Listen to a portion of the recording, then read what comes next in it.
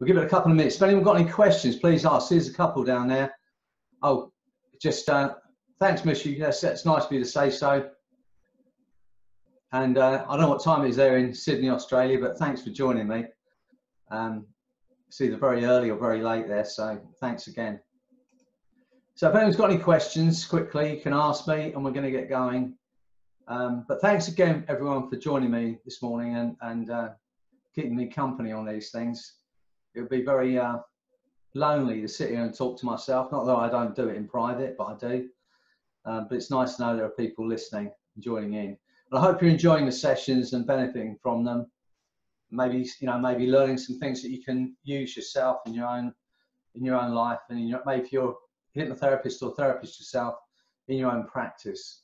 Because although I'm a hypnotherapist, if you like, a lot of the work that I do and a lot of the things that I do, the therapies I do, have a crossover, and we can use them. We can use them in our everyday life, and because all we're really using is words and imagination. If you think about it, it's no more than that. Strange enough, I do have a swinging watch, but I don't use it in general. I just take it out on me now and again just to frighten people when they say, "Are you a hypnotist?" And I pull it out of my pocket, and then people scatter. But I don't need those things. And you now understand, if you've been joining me on these sessions, that we don't need any kind of outside equipment other than our voice. And that's the joy of what I do, really.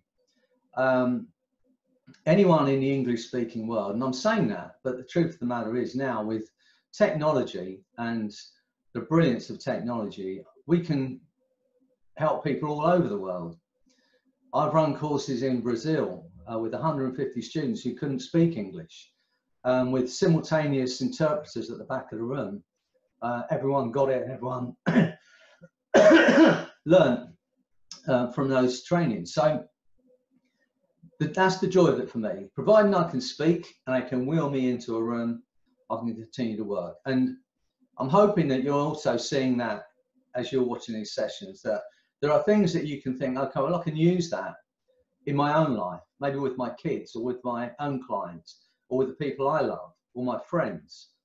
Because as I've been saying throughout these sessions, and you'll see it in every bit of work that I do, my feelings now have come down to something very simple: how we can influence, how we can help other people. If we can spike an emotion, and I would suggest it's a positive emotion, then there's a window of opportunity, maybe 3 or 4 seconds, where that person is open to a suggestion without any real resistance to it. And it's easy to do that. If I ask you, as I've done many times now over these last few days, to think about the people you love, think about the people that love you, then I've spiked an emotion. And in that moment, I can follow that up with a positive suggestion for what you want to achieve that day. So I'm hoping that you're getting that understanding. And whether you're an aromatherapist, whether you're doing EFT or whatever the therapy you're using, you can utilize this. I have a friend who does aromatherapy, and she often has clients who are in pain. And while she's doing her massage and aromatherapy with these clients, she just runs the arrow. You know, they're in a wonderful, relaxed state anyway, and she just asks them to use their imagination, runs the arrow with them. And she gets incredible results from people who are suffering from chronic pain or useless, unnecessary pain. And I'm saying to you all that you can actually do that. You can look back at these recordings of these sessions, look for the arrow recording and the presentation I did for HealthFlix. It's all there on my YouTube channel. It's all free for you to go and view and watch and learn from. And that's really what I want. Part of the idea of these sessions is that you're going to learn something from it. And as I was saying in a message I put out yesterday, even if you are a hypnotherapist and you're already using metaphor, because that's what we're going to be talking about today, if we just glean one thing when someone's teaching us something, just one small thing that can help our clients, then it's worth doing. So as I'm on the subject of it, that's what we're going to do today. We're going to talk about metaphor, how I use it in my work, how you can use it in your work, and you can use it with your kids, if you've got kids, and or if you're working with kids. So metaphor, and if you like put it another way, storytelling, goes back before the written word. You know, when the villages had the old guy sitting, I'm probably that old guy now, but the old guy sitting on the corner of the street, people gathered around and they told them stories. And within those stories, there was some kind of meaning in those stories. And people would get that, and they would go away with that understanding without even knowing that that's happening. And so we can look at, if you look at fairy stories that we tell our kids, you know, Red Riding Hood, Goldilocks and the Three Bears, you know, all of those wonderful fairy stories that we tell our kids when they're tiny.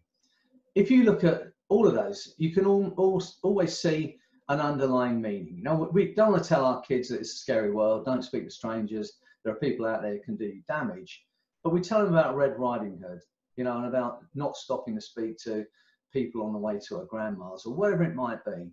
We don't want to say to our kids, you know, it's when they're 5 or 6, you know, it's not good to break and enter into someone's house and wreck their furniture and eat their food.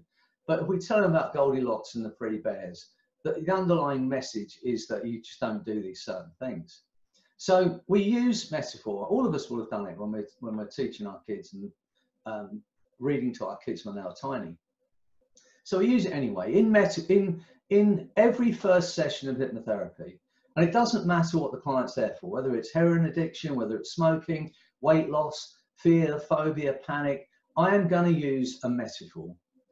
And for those of you who joined me yesterday, you would have heard one, whether you really took it in consciously or not. And that's the point of metaphor, is that you don't really understand it or analyze it at a conscious level.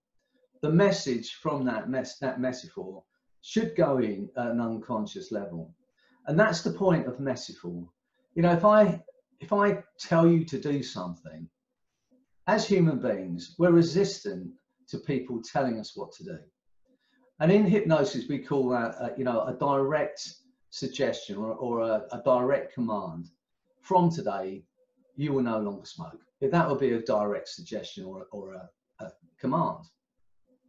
But if I had a smoker in my chair and I know that they're already suffering from the health effects of smoking for years and years, if when they're in hypnosis, I just run this little thing that I run with some people, I say, you know, I had a friend once who, when he was a kid, he used to walk past his house and he thought if he ever became successful, he'd buy this house.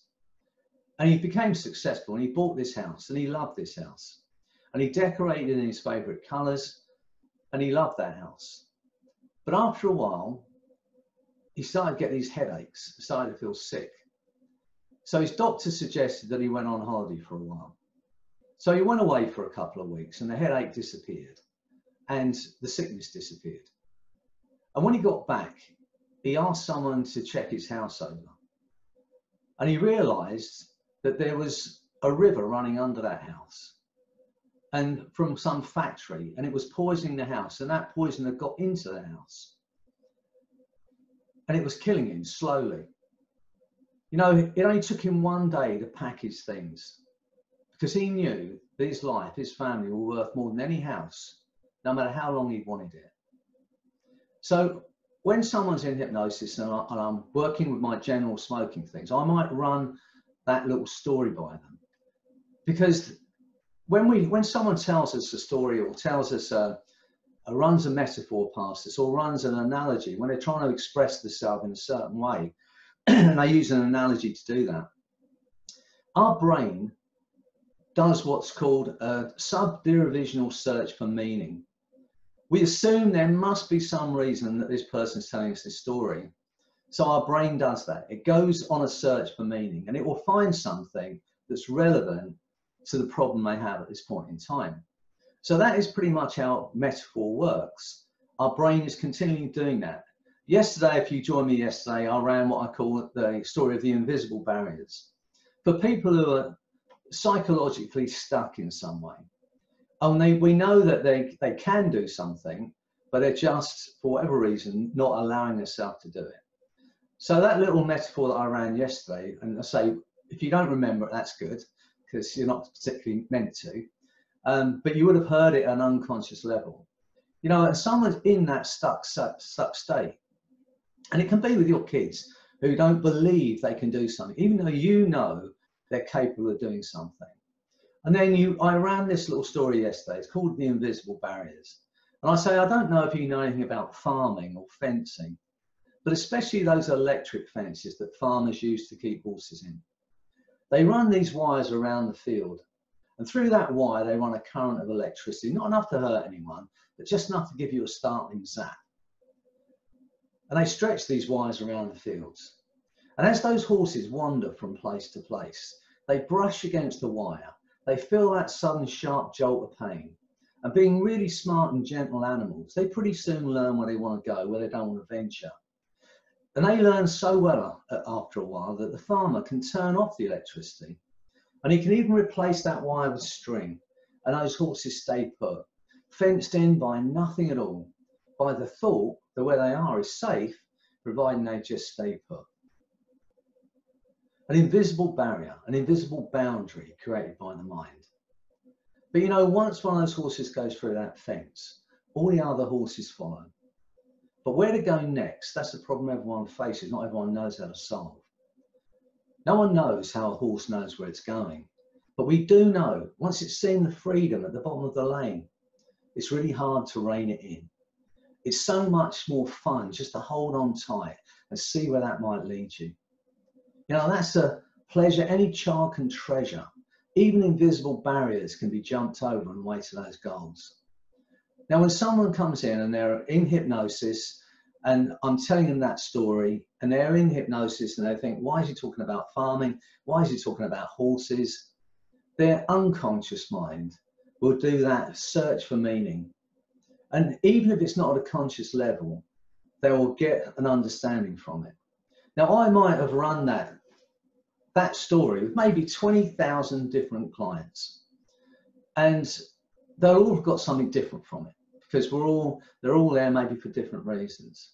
So metaphor, when it comes to helping people understand things or overcome things, it's really important. And you all have a story. You know, some years back in maybe 2005, 2006, I created a training for parents, and it was teaching parents how to use some of these simple hypnotic phenomena to help their children.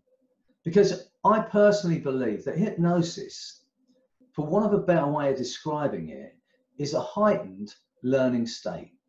If you think what happens when you come to see me for hypnosis, or you use hypnosis yourself, what happens is your mind opens up to suggestions, a different way of living, a different way of behaving, something you might not have understood before, and you learn it in that hour or 30 minutes of hypnosis. So for me, it's a heightened state of learning. So it's no longer something to be afraid of, but it's something to be utilized, and especially with our children, because we can use it. You know, as an adult, we build up this defense against flattery and sales. You know, over the course of our life till we get to maybe 20, you know, the things that we learn, people that we can trust, people we can't trust. But as a child, we don't have that filter. That's why when we're children, we believe in Father Christmas.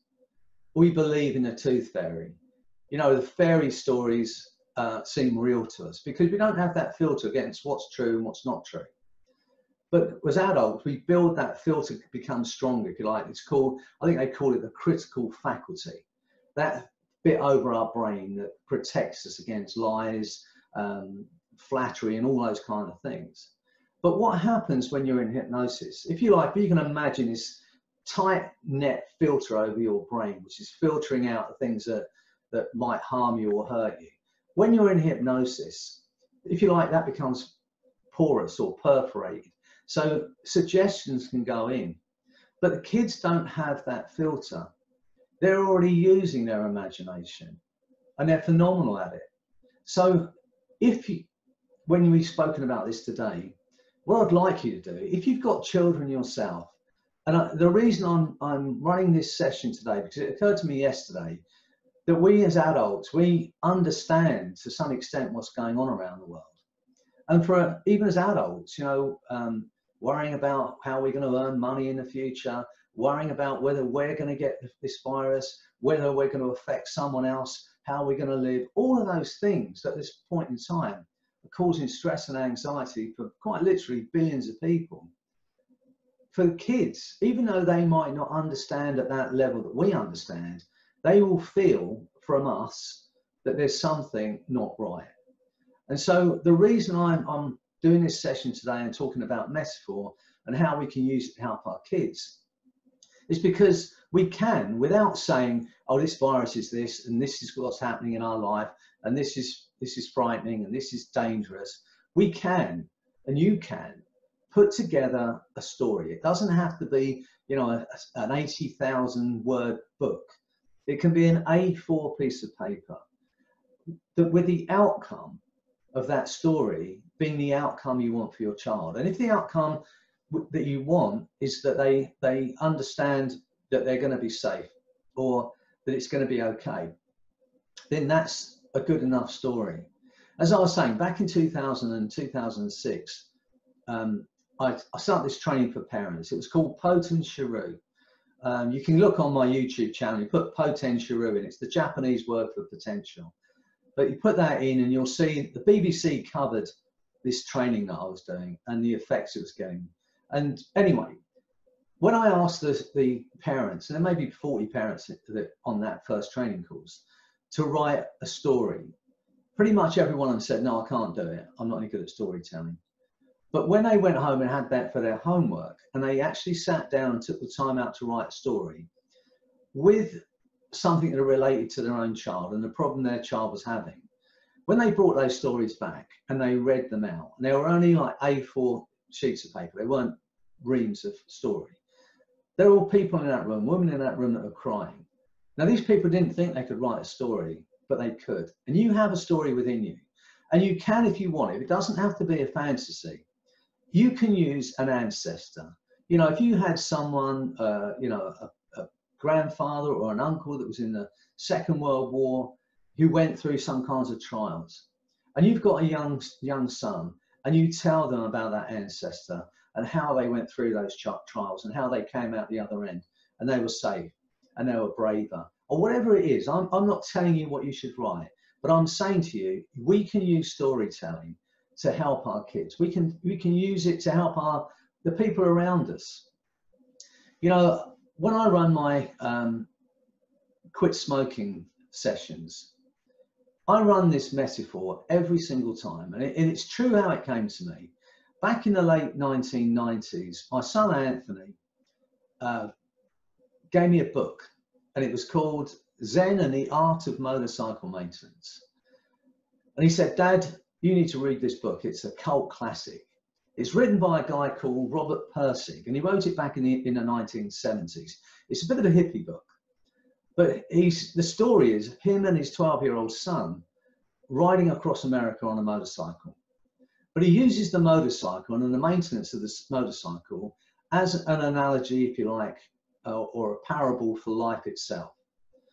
And when I'm talking to my smokers, and I ask 3 questions, and there are 3 beliefs, and if you joined my smoking session the other day, you'll have heard this already, but there are 3 beliefs that we have to crack, or we have to undermine when we're helping someone quit smoking. The first belief, that I can't quit. And they come in with that belief. And it's a solid belief for them because they've tried many times probably. You know, they're probably ill and they're still smoking. So they come in with a very strong belief, I can't quit. And the way I undermine that is I ask this simple question. If you went to your doctor yesterday, said, have another cigarette and your child would die, you would quit, would you not? Now, I've seen over 25,000 people for smoking, and only once did anyone go, I don't think I would. Every single person, other than that probably one person, and I won't say too much about that lady, but apart from that one person, everyone said, yes, if my child's life depended on it, I would quit. And I say, have you got any doubt? And they go, no. Now, in that moment, that first belief, I can't quit, is being smashed. They now know they can do it. So that one's gone. The second belief, that it's an addictive substance and they're addicted to nicotine. We undermine by asking those simple questions. How long can you sleep for? And generally it's 7 or 8 hours. I say, you don't wake up every 35 minutes to have a cigarette. They go, no. So how long have you been smoking the same amount for? 20, 30 years. And the definition of an addiction, to continue to get something from an addictive substance, you have to increase the dose or shorten the time period. So that belief is cracked. So the second belief's gone. And the third belief, that it's doing something for them. You know, I enjoy a cigarette. That's what most people say, albeit 2 or 3 cigarettes. And the third belief I crack with this metaphor. As I said, it's a true story. My son gave me this book, and I say it to my clients. My son gave me this book. It's called Zen and the Art of Motorcycle Maintenance. And what the man talks about, apart from what he's talking about is quality and what it means. But he also talks in the book about values. And he talks about what he calls a value trap. Things that aren't any good for us, but we place a value on them and they hold us to it. And he likens one of these value traps to this monkey trap. Now, these value traps can be anything. It can be, you know, some certain kinds of friendships, certain kinds of jobs, certain kinds of relationships, things that aren't any good, but we hang on to them anyway. Well, in the book, he relates these value traps to this monkey trap. It's known as the old South Indian monkey trap. And it's a simple but cruel trap. And what they do in this part of the world is they take a coconut and they cut a small hole in it and they hollow it out. Then they chain or tie the coconut shell to a stake in the ground. Then they put some rice in the coconut. Now the monkey comes out the tree. I don't know if he sees the rice or smells the rice, but he knows it's in the coconut. And like us, he can squeeze his hand into a small hole. And the hole in the coconut shell is big enough for the monkey to get his hand into to get at the rice, but it's not big enough for his fist to come back out of. So he reaches in, grabs a fistful of rice, now he's stuck. And he's held to the stake in the ground by nothing more than his own fist. But the monkey will be killed. He'll have his life taken away, his future taken away. He'll be separated from everything he loves and loves doing rather than let go of rice. Because in his mind, there's a value in it. He enjoys rice and he's not going to let it go. And it's only that value that's going to get him killed, nothing else. Now, when I read that book, it was a long time ago, it occurred to me that's exactly the same for people who smoke, who are doing anything else that's detrimental to their health. I know it, you know it, you're walking from that habit today. The only thing that's ever held you to that habit is the belief and the value that you placed on it. You believed you were addicted and now you know it's just a habit. Before you came here today, you believed you enjoyed a cigarette, albeit 2 a day. But it's only ever been that belief and that value that's held you to that habit, nothing else. In the book, he says if you can give the monkey one fact would set the monkey free. Imagine we could speak to the monkey, it could understand us. We might say, look, this fistful of rice, this minute amount of pleasure, it's not worth dying for. And it's not worth being separated from everything you love. And the fact is, it's the only fact the monkey needs to know. The fact is, he can open his hand.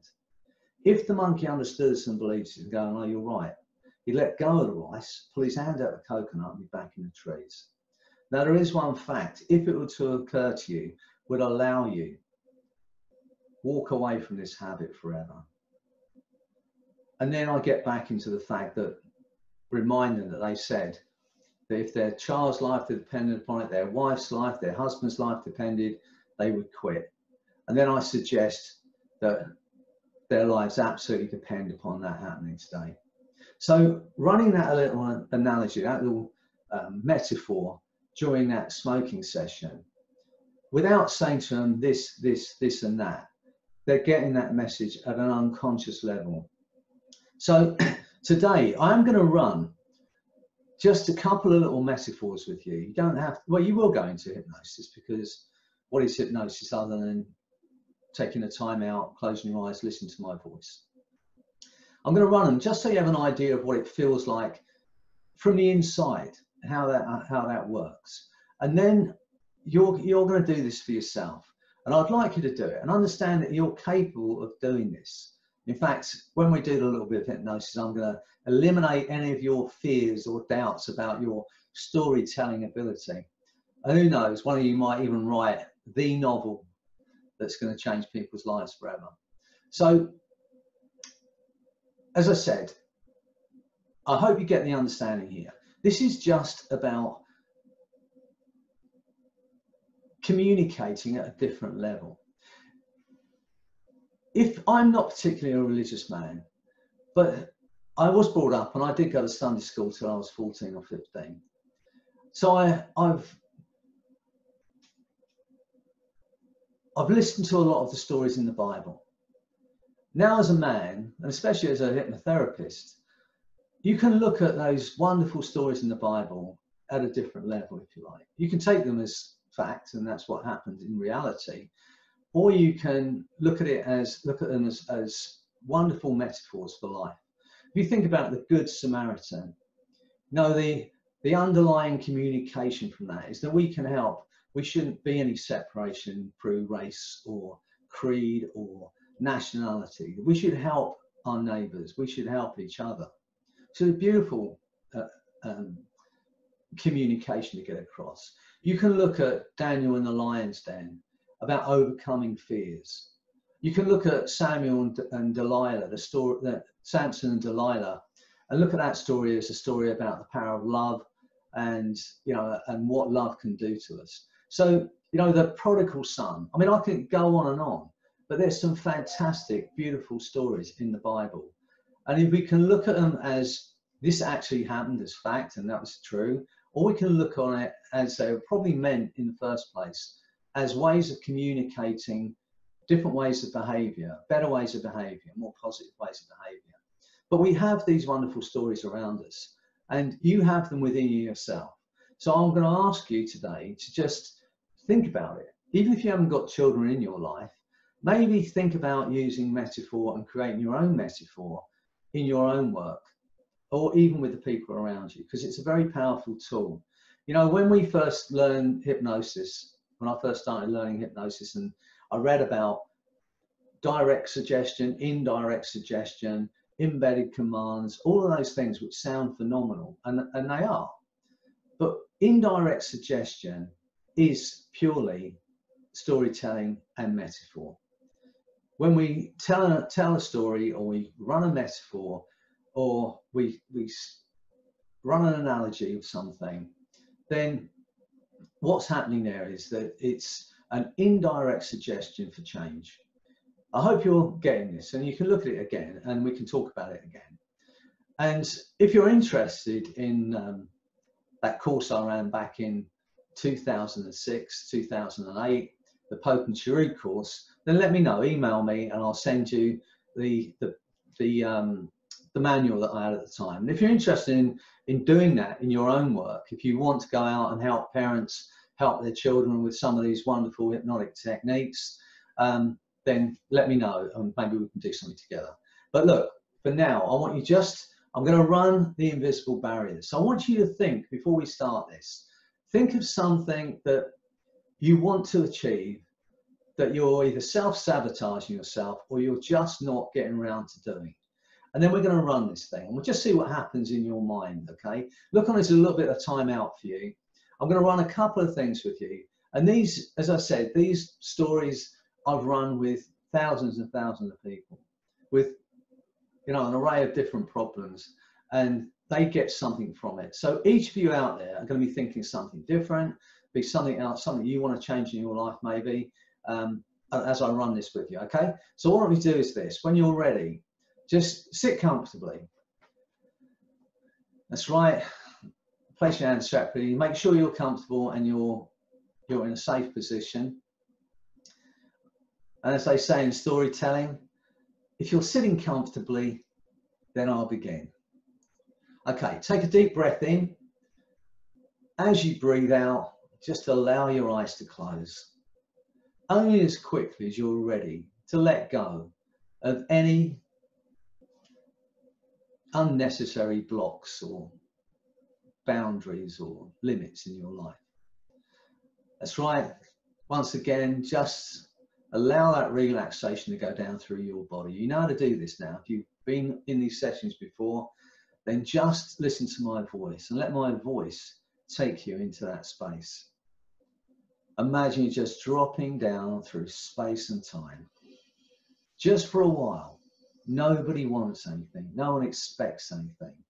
There is nothing for you to do but to relax and enjoy that experience. The deeper you go, the better you feel. Nothing bothers or affects you, nothing disturbs you. That's right, and as you drift in that wonderful space, the mind automatically moves toward those thoughts, ideas, images that clarify most clearly for you the very things you know and do that seem to get in the way. Awareness migrates toward things that need attention in the same way that animals migrate, without thinking, without trying. They just seem to know when to go, where to go, and what to do to take care of themselves.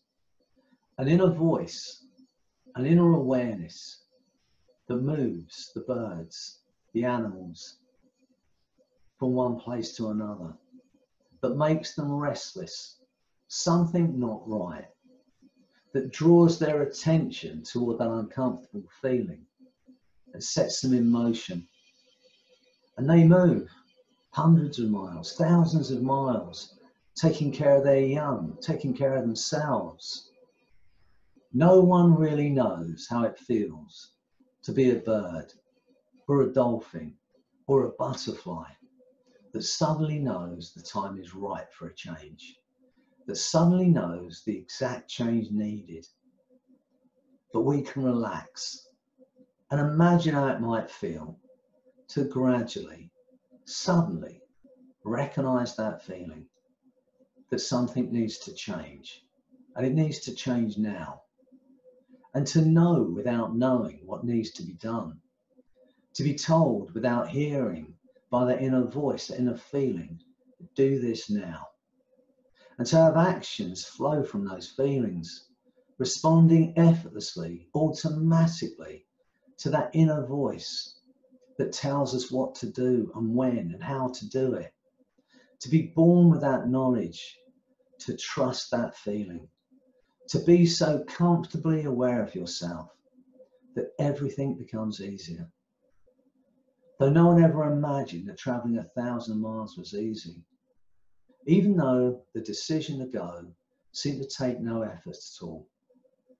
And so as you drift deeper, deeper, deeper down, I wonder if you know anything about farming or fencing, but especially those electric fences that some farmers use to keep horses in.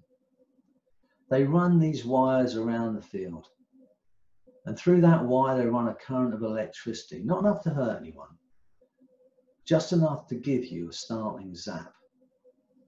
And they stretch these wires around the fields. And as those horses wander from place to place, they brush against the wire. They feel that sudden sharp jolt of pain. And being really smart and gentle animals, they pretty soon learn where they can go, where they don't want to venture. And they learn so well, in fact, that after a while, the farmer can turn off the electricity. He can even replace that wire with string, and those horses stay put. Fenced in by nothing at all, by the thought that where you are is safe, providing you stay put. An invisible boundary, an invisible barrier created by the mind. But you know, once one of those horses goes through that fence, all the other horses follow. But where to go next, what to do next, is a problem all of us face at times. Not everyone knows how to solve. And no one knows how a horse knows where it's going. But we do know, once it's seen the freedom at the bottom of the lane, it's so much more fun just to hold on tight and see where that might lead you. And that's the pleasure any child can treasure. Even invisible barriers can be jumped over on the way to those goals. Your conscious mind knows what you can do. Your unconscious mind knows it too. And now all that's needed is for you to allow yourself to do it in the right way for you. To find those wonderful stories within you that you can tell to your children, your grandchildren, your friends. And you'll find yourself just finding that story without even thinking or trying, exactly the right moment, the right time. And the person you're talking to, whether it's a child or a friend or a family member, will at an unconscious level understand the communication that you want for them. And you have that within you as every limitation drops away, as every invisible barrier now drops away from your mind, replaced by a new understanding of just what you can achieve, the powers you have within you, the strengths, the understanding, the love you have within you that you can take into everything you do. In a moment, I'm going to count to 5. On 4, your eyes will open. You'll have a smile on your face. You'll feel incredible. And on 5, that wonderful feeling and understanding will grow stronger throughout the day. So get ready. 1, feeling absolutely wonderful. 2, to enjoy your day and make the most of it. 3, a feeling of freedom now from every limiting belief, every barrier that ever held you back. 4, eyes opening, feel the force of that energy now. 5. That's right, feeling absolutely wonderful. Well, I hope you enjoyed today's session and you got something from it. As I said, if you're interested in the training course, I haven't run for a long time. I ran something with Kelly T. Woods last year called Keen, Kids Empowered Easily and Naturally. That training is going to be out some point in the future. But if you're interested in talking to me about how you can help kids in your therapy room, or help the kids in your life, or if you're interested in doing that training, then we can get it together again and maybe run it online if we're still in lockdown. So anyway, I hope you've enjoyed today and enjoyed the other sessions. Tomorrow I'm going to be running a session on self-hypnosis, how you can take yourself into hypnosis, how you can utilize self-hypnosis for your physical goals, your emotional, spiritual goals, your financial goals. So I hope you can join me again tomorrow, and I hope you're enjoying it. And thanks again for joining me, and stay safe. Do what they've been told. We might be in lockdown for another 3 weeks or so. So let's make the most of it. Let's try and get ourselves fit physically, try and get ourselves free mentally, so that we can be the best we can be when we come out of this. So we can continue to help others and help ourselves. Okay. So I'm going to say goodbye for now. I'll look at your chat, the chat box, and I'll answer any questions in there. Let me just quickly see if there's any questions that I can answer right now before we log off.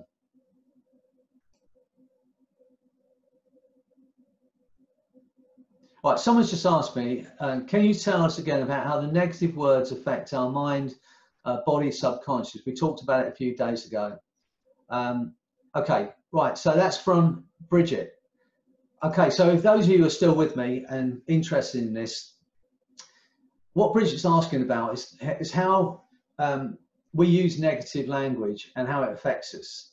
So this is how I explain it. Your unconscious mind, your instinctive, intuitive mind, it's geared, in my mind, for 2 reasons. And this is just a Freddy theory. It wants you to be well and it wants you to be happy. So it's working continuously for your survival and for your pleasure. That's it. Now, I suppose if you want to go back to the very beginning of our time, before we had the societies we have and everything else, it goes back to well, it goes back to continuing the race and our survival. So anyway, it's doing those 2 things for us. It will do everything to make that happen. The conscious part of our mind, this, what they call the frontal lobe, that's only developed in human beings over the last 150 to 200,000 years. So in that whole 85 million years of our evolution, it's only had that part of our brain for a very small period of time. But that's the part of our brain, that's the Broca's area, the part that understands language, can communicate in language and speech. Now, negatives only exist in language. In the universe, things exist. Only in language do things not exist. It only makes sense for me to say there's not a chicken sitting on the chair next to you. Of course, unless there is a chicken sitting on the chair next to you, in which case that would be strange in my mind. But anyway, it only makes sense for me to say there is not a chicken sitting on that chair. It only makes sense in language to say there's not something there. Now, the unconscious mind, as I said, it will get everything for you, but it was around before language existed. So it cannot process a negative. So if I say to you, don't think about the person you love, what happens? You immediately see that person's face. Now that works brilliantly in sales. If you know what the criteria for someone buying your product or your services, let's say you're selling a car and you know the criteria for that person buying that car is that it has to be economical. If you say to that person, this car's economical, they can believe you or believe you not. Because as I said earlier, we build up a defense against flattery in sales. But if you say to the person, look, don't think about the 50 miles to the gallon you're going to get from this car, have a look at the quality of these seats. They have to think about the money you're going to save. And it just goes in without any resistance. Now, as a therapist, most of my clients will come to me and I'll say, how can I help you? And they'll say, I don't want to smoke anymore. I don't want to be afraid. I don't want to be unhappy. I don't want to be overweight. They'll tell me half a dozen things that they don't want to be anymore. And I say to them, now tell me what you do want. And I explain this to them because this is what happens. I think I've still got a piece of paper out. Yeah, so this is what happens. When you say, I don't want to be afraid, or I don't want to be unhappy, I don't want to be sad, I don't want to smoke, that's actually the message your brain gets. I hope you can see that. So the negative doesn't register. And the message your brain gets is that. Okay? So we do this to our kids as well. We say to our kids, don't be naughty, don't play out in the street, don't be unkind. And we look out the window, there they are in the street, and you think they're a defiant little sod. What we should say is, stay in the garden, be kind, be gentle, be good, as opposed to don't be naughty, don't be unkind, don't do this, don't do that. Because we think they're just being defiant. But the don't part of that message just goes straight over their head. It doesn't register. And it's not just for our kids, but for ourselves. And you are going to, if you didn't do this the other day, you are going to do it now. You're going to start to hear yourself saying, oh, I don't want to be ill. I don't want to be unhappy. I don't want this, I don't want that. I look in the mirror, I don't want to put any more weight. That's one of the classics. I don't want to smoke anymore. What you must say is what you want. I want to be 10 stone as opposed to I don't want to put on weight. I want to be well as opposed to I don't want to be ill. And tomorrow when we talk about self-hypnosis, this is one of the most critical points when we're doing self-hypnosis, our self-talk. And this is one of the most important things, that we state the outcome in the positive. So I hope that's answered your question, Bridget. Just state what you want and say, I want to be happy, see what happens.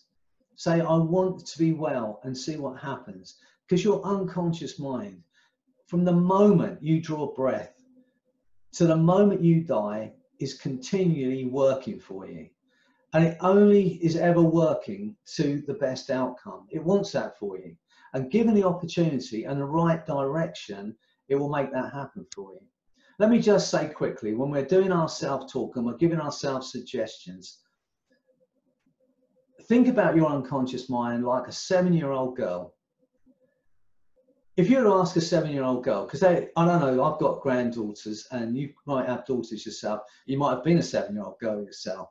But you know what a 7-year-old girl's like. They want to do things for you. They want to keep doing stuff. Can I do this? Can I do that? Now, if you said to a 7-year-old girl, look, here's £20, go to the corner shop, get some shopping, then you have no idea what's going to happen, because what she's going to bring back, because she's a 7-year-old girl. You need to be very direct if you're asking a 7-year-old child to do something for you. And it's the same with your unconscious mind. If you ask that girl, you'd say, look, here's £20. Go straight to the corner shop, go in, buy 2 pounds of potatoes, a can of peas, blah, blah, blah, and then take the £20, give it to the lady behind the counter, wait for your change, put the change in your pocket, and come directly straight back. It'd have to be very, very clear directions for your child to do something like that. And it's the same for your unconscious mind. It needs a clear direction, and it has to be stated in the positive. You know, it mustn't be woolly goals. You know, I want to lose some weight at some point. That's like asking that kid to go to the corner shop with 20 quid and get some shopping. You know, it has to be direct. I want to lose this much weight, or I want to be this weight at that time. And then you're going to get a result. It's the same for everything we do. So anyway, Bridget, I've gone off on a bit of a tangent, as I normally do. And as I said, I say to people when I start talking about hypnosis to me, you can get me started. That's easy. Stopping me is another thing altogether. So anyway, I hope you understand that power of a negative command, and use it for yourself. Use it in a way that works for you, okay? So anyway, all of you out there, I hope you've enjoyed today's session. Remember, write those stories. Take the time out today. We've got a bit of time if you're in lockdown to take the time out to write that story. But maybe the story you've always said, I'm going to write at some point. Maybe now's the time to do it. But utilize storytelling, metaphor in your work, and use it for the people around you, okay? Say goodbye for now, and have a beautiful day. Stay well. Keep your distance, and let's get through this together, okay? Have a wonderful day. Take care.